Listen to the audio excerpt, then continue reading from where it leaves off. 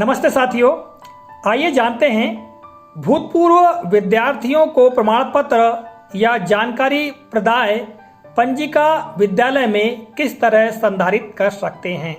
जैसा कि आप लोगों को ज्ञात होगा, कई बार भूतपूर्व छात्र अर्थात ऐसे विद्यार्थी जिन्होंने हमारे विद्यालय में पहले अध्ययन किया है और वे जन्मतिथि प्रमाण या जाति प्रमाण के लिए अक्सर प्रमाण पत्र हेतु विद्यालय में आते हैं और उन्हें फिर हमें यह प्रमाण पत्र प्रदान करना होता है। हम उन्हें प्रमाण पत्र दे देते हैं, ठीक है।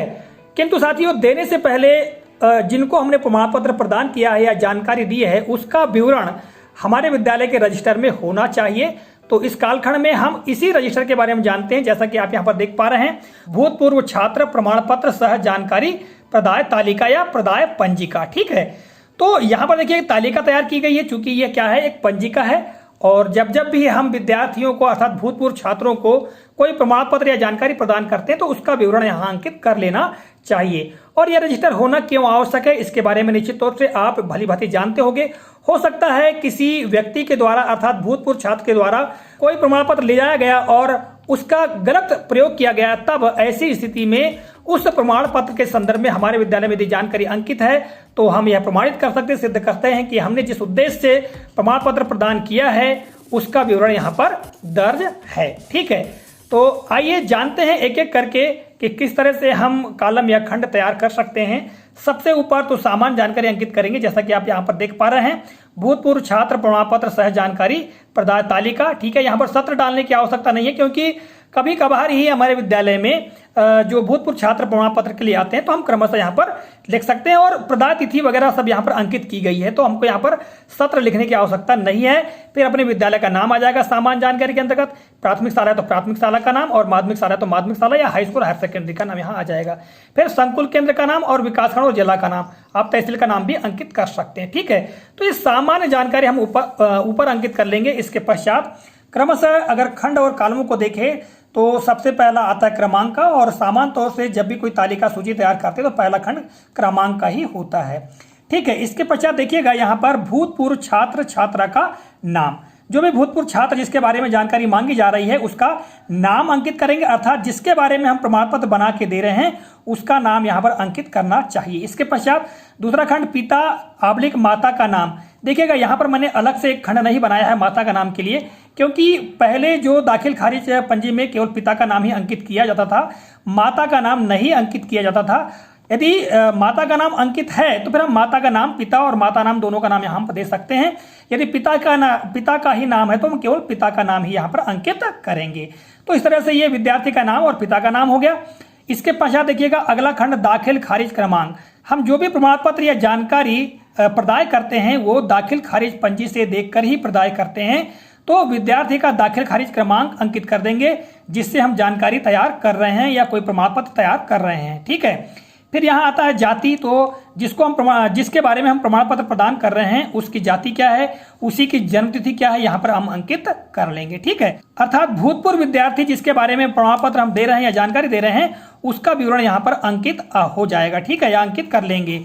इसके पश्चात देखिएगा यहाँ पर प्रमाण पत्र या जानकारी किस बारे में चाहिए गई है। अब देखिएगा यहाँ पर थोड़ा सा हमको विवरण लिखना पड़ेगा कि जो प्रमाण पत्र किस बारे में हम दे रहे हैं और किस उपयोग के लिए दे रहे हैं, ये पूरा विवरण यहाँ पर हमको अंकित कर लेना चाहिए कि प्रमाण पत्र हम किस बाबत दे रहे हैं। तो इस तरह अंकित कर लेने से ये होगा कि यदि जो भी प्रमाण पत्र ले जा रहा है हमारे पास से, यदि वह उसका गलत उपयोग करता है तो हमारे पास उसकी जानकारी यहाँ पर अंकित रहेगी, ठीक है। इसलिए हम ये अवश्य दर्ज कर लें कि हम प्रमाण पत्र किस बारे में दे रहे हैं और किस बात का प्रमाण पत्र दे रहे हैं। उदाहरण के लिए केवल आप जन्म तिथि प्रमाण का दे रहे हैं तो यहाँ पर विद्यार्थी, जो भूतपूर्व विद्यार्थी उसका नाम रहेगा, उसके पिता का नाम, और यदि उसके जन्मतिथि के बारे में दे रहे हैं तो आप उसके यहाँ पर लिख सकते हैं भूतपूर्व छात्र की जन्मतिथि प्रमाण हेतु प्रमाण पत्र प्रदान किया जा रहा है, या भूतपूर्व छात्र की जाति प्रमाण हेतु या जाति प्रमाण पत्र प्रदान किया जा रहा है।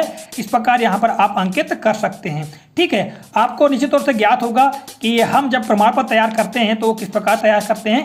कि प्रमाणित किया जाता है कि अमुक, अर्थात जिसको हम प्रमाण पत्र दे रहे हैं उसका नाम, अमुक पिता का नाम, की जन्मतिथि साला अभिलेख के अनुसार अमुक अमुक है। इस प्रकार से हम विवरण तैयार करते हैं। उसके बारे में निश्चित तौर से आपको ज्ञात है कि भूतपूर्व छात्रों को प्रमाण पत्र किस प्रकार प्रदान किया जाता है।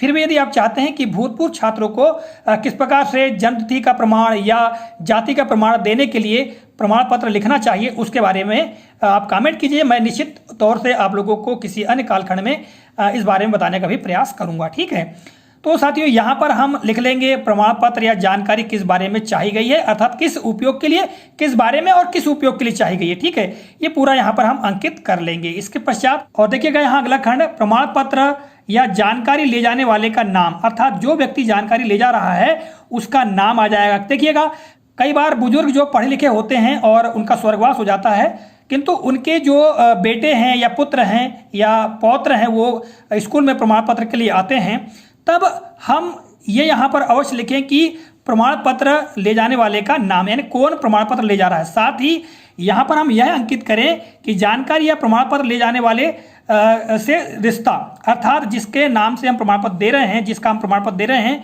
उससे उस व्यक्ति का क्या रिश्ता है, क्या संबंध है। और यदि संबंधित व्यक्ति है तो ही हम प्रमाण पत्र प्रदान करें, अन्यथा प्रमाण पत्र बिल्कुल ना दें। ठीक है, और इसके आगे देखिएगा प्रमाण पत्र या जानकारी प्रदान करने की दिनांक, हमने किस तारीख को वह प्रमाण पत्र प्रदान किया है उसकी तारीख अंकित करें। और निश्चित तौर से प्रमाण पत्र में भी हम तिथि लिखते हैं कि हम जिस तिथि को प्रमाण पत्र प्रदान करते हैं। इसके पश्चात देखिएगा अगला खंड, प्रमाण पत्र या जानकारी प्राप्तकर्ता के हस्ताक्षर, जो जिसे हम जानकारी या प्रमाण पत्र दे रहे हैं उसके यहाँ पर हस्ताक्षर हो जाएंगे। और फिर रिमार्क और टिप्पणी में हम चाहे तो यह भी लिख सकते हैं कि प्रमाण पत्र अमुक उपयोग के लिए दिया गया। ठीक है, इस प्रकार भी यहाँ पर हम अंकित कर सकते हैं। तो साथियों, इस तरह से भूतपूर्व छात्रों को जब हम कोई प्रमाण पत्र प्रदान करते हैं, जानकारी देते हैं, लिखित जानकारी, तो उसका विवरण हमको इस तरह से अंकित कर लेना चाहिए ताकि आगामी समय पर यदि उसका कोई दुरुपयोग किया जाता है तो हमारे पास में यह प्रमाण स्वरूप रहे। या कभी यह भी होता है कि कोई व्यक्ति बार बार प्रमाण पत्र के लिए हमारे पास में आता है, तो आप उनको एक बार प्रमाण पत्र दे दें और ये बता दें कि इस प्रमाण पत्र को आप सुरक्षित रखें और इसकी फोटो कॉपी का ही प्रयोग आगामी समय पर करते रहें। तो साथियों, इस तरह से यह जो पंजिका है हमारे विद्यालय के लिए बहुत ही महत्वपूर्ण होती है।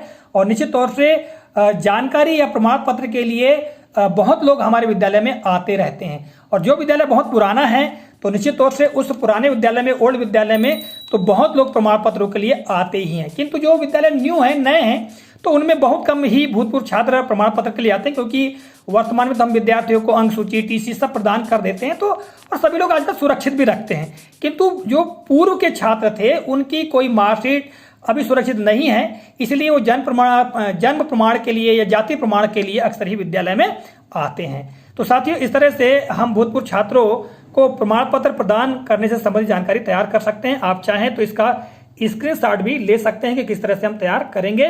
तो मिलेंगे अगले कालखंड में किसी नए प्रकरण, नई जानकारी को लेकर। तब तक के लिए नमस्कार, जय हिंद।